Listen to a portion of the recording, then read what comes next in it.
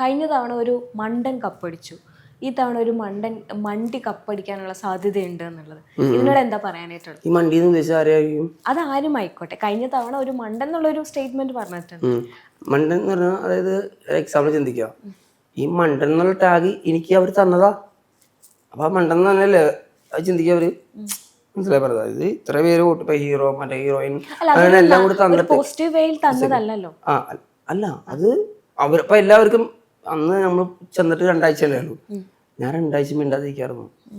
ഇപ്പൊ ഒരു ആഴ്ച മണ്ടനെന്ന് മനസ്സിലായോ?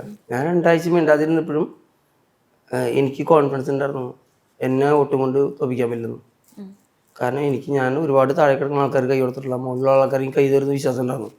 ഇവര് ചത്ത് മരിച്ചിരുന്ന് കളിക്കുന്നുണ്ട് 2 ആഴ്ച. ഞാൻ കളിച്ചില്ല, ഞാൻ മിണ്ടാതിരുന്നപ്പോഴും എന്താ സംഭവിക്കട്ടെ നോക്കട്ടെ. പക്ഷെ ഞാൻ മിണ്ടാതിരുന്നത് ഈ വന്നേക്കുന്ന ആൾക്കാരൊക്കെ ഒന്ന് പഠിക്കാനാ. ഇവരെവിടെ പോകുന്നോ.